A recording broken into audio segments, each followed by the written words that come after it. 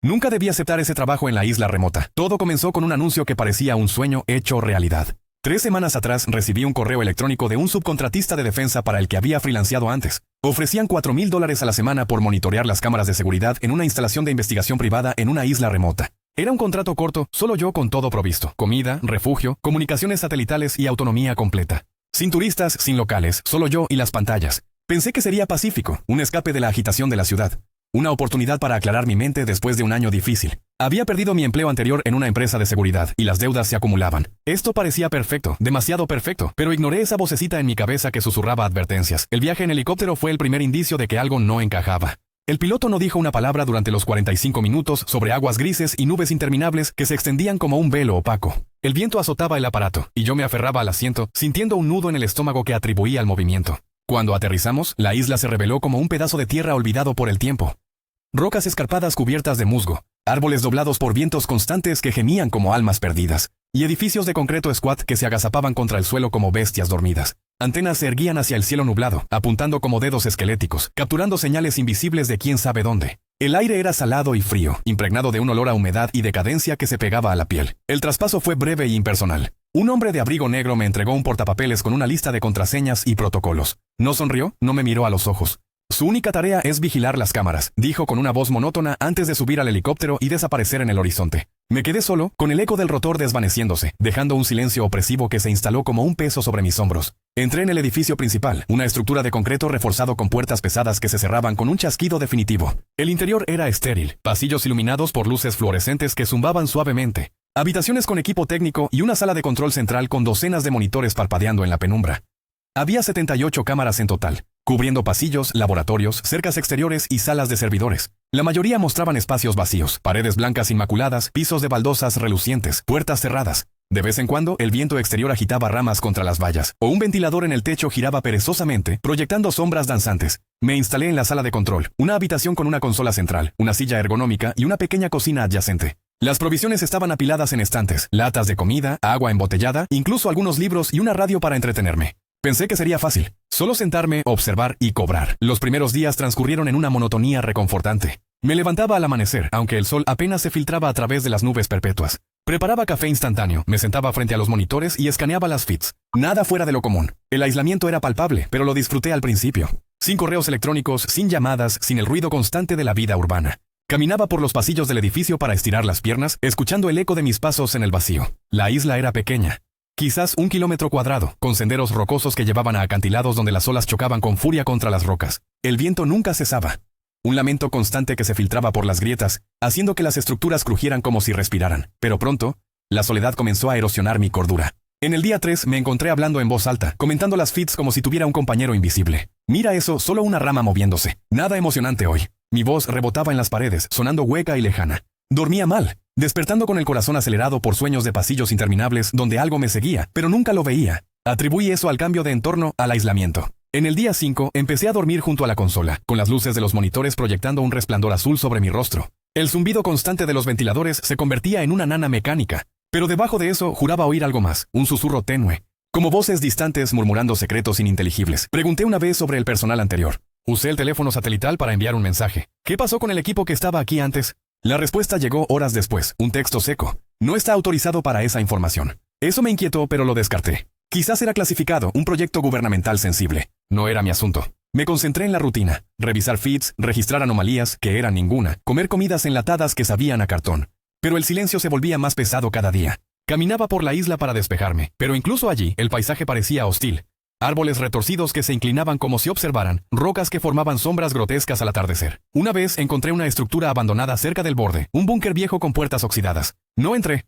Algo en mi interior me advirtió que no lo hiciera. En el día 8 dejé de marcar el calendario. Los días se fundían en un borrón gris. Me sentaba frente a las pantallas, mis ojos ardiendo por la fatiga, mi mente vagando a recuerdos de casa, amigos riendo en un bar, el calor de un abrazo, el bullicio de la ciudad. Aquí solo había vacío. Empecé a notar detalles pequeños que me ponían los nervios de punta. En la cámara 45, que mostraba un laboratorio vacío, juraba ver una sombra fugaz en el borde del marco, pero al rebobinar no había nada. En la cámara 22, exterior, el viento parecía formar patrones en la niebla, como figuras etéreas danzando. Me decía a mí mismo que era paranoia, el aislamiento jugando trucos con mi mente. Pero por las noches, cuando el viento aullaba más fuerte, sentía una presencia como si la isla misma estuviera viva, respirando, esperando. Entonces, anoche, todo cambió. Era alrededor de la medianoche, y yo estaba luchando contra el sueño, mi cabeza asintiendo sobre la consola. De repente, la cámara 12 se oscureció. Parpadeé frotándome los ojos. Era uno de los pasillos en el subnivel 3, un corredor estéril que había visto cientos de veces. Paredes blancas, luces fluorescentes, nada más. Pensé que era un fallo técnico. El cableado era viejo, y las tormentas frecuentes causaban interferencias.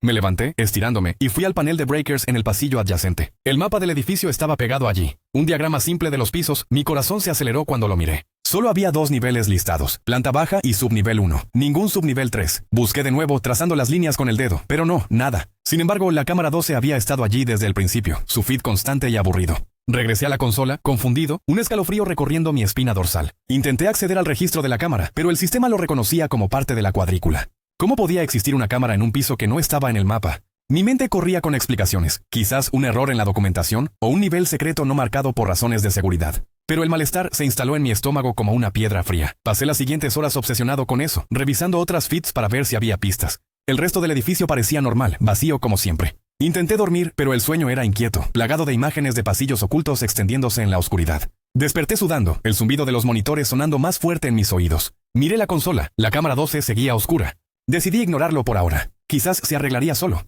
Pero a las 2:46 am, la feed volvió a la vida con un parpadeo. El pasillo era diferente. Las luces eran más tenues, proyectando sombras largas y irregulares que se arrastraban por las paredes como dedos extendidos. Las superficies antes inmaculadas ahora tenían manchas, smears oscuros que se veían como óxido o algo peor, extendiéndose en patrones irregulares que recordaban venas. Y al final del corredor, una figura no se movía. Solo estaba allí, de pie, facing la cámara. Sus brazos colgaban a los lados, inmóviles, como una estatua olvidada. Intenté zoomar, mi mano temblando sobre el control. La imagen se volvió borrosa, los píxeles distorsionándose.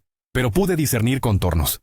Una silueta humana, vestida con algo que parecía un traje de laboratorio raído. La cabeza ligeramente inclinada. No reaccionaba, no parpadeaba. Solo esperaba, como si supiera que yo estaba mirando. Un terror frío se apoderó de mí. Mi aliento se aceleró, el corazón martilleando en mi pecho. ¿Quién era eso? ¿Cómo había entrado? El edificio estaba sellado. Yo era el único aquí. Marqué el número de emergencia en el teléfono satelital, mis dedos torpes. Sonó una vez, 2 veces, interminable. Nadie respondió. La feed de la cámara 12 comenzó a estática, y entonces, como un dominó cayendo, todas las 78 cámaras se cortaron. La consola se apagó con un zumbido descendente, dejándome en oscuridad total salvo por la luz de emergencia que parpadeaba rojiza. El pánico se elevó como una ola. Golpeé los botones, reiniciando el sistema manualmente. Minutos que parecieron horas pasaron antes de que los monitores volvieran a la vida. Escaneé la cuadrícula. La cámara 12 había desaparecido. Como si nunca hubiera existido. El software ahora mostraba solo 77 feeds, el espacio vacío en la pantalla como una herida abierta. Me senté, temblando, el sudor frío pegándose a mi camisa. ¿Qué demonios estaba pasando? Mi mente giraba con teorías, un hackeo, un fallo sistémico o algo peor. Pero el silencio de la habitación me ahogaba. Y por primera vez sentí que no estaba solo. Esa mañana decidí que tenía que irme. El terror de la noche anterior se había solidificado en una determinación desesperada. Empaqué lo esencial, agua, comida, una linterna. Salí al exterior, el viento azotándome el rostro como manos invisibles. El helipuerto estaba allí, una plataforma de concreto vacía bajo el cielo nublado. Intenté la radio, estática. El teléfono satelital parpadeaba sin enlace. El generador de respaldo zumbaba normalmente, la energía fluía, pero las comunicaciones estaban muertas. Caminé por la isla gritando al vacío, pero solo el eco respondía. Regresé al edificio, el pánico creciendo. Revisé las provisiones en la habitación trasera. Las cajas marcadas para mes 2 y mes 3 estaban abiertas, vacías, como si alguien las hubiera saqueado antes de mi llegada. La realización me golpeó como un puñetazo. Ellos lo sabían. Este no era un trabajo de vigilancia. Era una trampa, un experimento, y yo era el sujeto. Me senté en el piso, la cabeza entre las manos, tratando de calmar mi respiración. ¿Por qué? ¿Qué propósito tenía esto? Recordé rumores que había oído sobre instalaciones remotas, proyectos clasificados involucrando aislamiento psicológico, pero esto se sentía más oscuro, más siniestro. El viento afuera aullaba, y juré oír risas en él, tenues y moqueadoras. A partir de entonces, las cosas empeoraron. Empecé a oír un zumbido a través de las paredes, tonos mecánicos suaves, como una canción de cuna distorsionada por estática. No venía de los altavoces ni del equipo. Se filtraba desde debajo del piso, vibrando en mis huesos. Intenté ignorarlo, tapándome los oídos, pero persistía, invadiendo mis pensamientos. Por las noches, los sueños se volvieron vívidos. Caminaba por un pasillo que no reconocía, luces tenues parpadeando, baldosas agrietadas bajo mis pies. Al final, la figura esperaba, inmóvil, su presencia emanando una maldad palpable. Despertaba gritando, el zumbido más fuerte, como si se burlara de mí. Exploré el edificio en busca de respuestas. Encontré una puerta oculta detrás de un panel en el subnivel 1, marcada con advertencias descoloridas. La abrí con manos temblorosas, escaleras descendiendo a la oscuridad. Bajé, la linterna cortando la penumbra, el aire volviéndose más frío y viciado. El zumbido crecía, resonando en las paredes. Al fondo, un pasillo que coincidía con mis sueños, manchas en las paredes, luces débiles. Y allí, al final, la figura. Se giró lentamente, su rostro una máscara de sombras, ojos vacíos que perforaban mi alma. Un susurro escapó de ella, no una voz, sino un eco en mi mente. Has venido a unirte a nosotros. El terror me paralizó, un frío primordial envolviéndome. Corrí hacia arriba, cerrando la puerta, pero el zumbido ahora estaba dentro de mí, vibrando en mi cráneo. Pasaron días, o quizás semanas. El tiempo se disolvió. El zumbido se convirtió en voces, fragmentos de conversaciones pasadas, risas distorsionadas. La figura aparecía en otras cámaras ahora, fugazmente, un borrón en el borde. Intenté barricarme en la sala de control, pero sabía que era inútil. Ellos, lo que sea que fueran, estaban aquí desde el principio, esperando en las profundidades. El clímax llegó una noche tormentosa. El viento rugía afuera, las luces parpadeaban. El zumbido alcanzó un crescendo, y las cámaras se volvieron locas, figuras multiplicándose en cada feed, acercándose, sus formas retorciéndose en algo inhumano. La puerta de la sala se abrió sola, y allí estaba, la figura, real, tangible, avanzando con pasos silenciosos. Su piel era pálida, venas pulsando con luz etérea, ojos que absorbían la luz. Extendió una mano, y en ese toque vi todo. Experimentos fallidos, almas atrapadas en las profundidades, la isla un portal a algo antiguo y hambriento. Grité, pero no había escape. Me absorbieron, mi esencia uniéndose al coro de los perdidos. Si lees esto, no vengas. La isla te espera y yo te vigilaré desde las cámaras.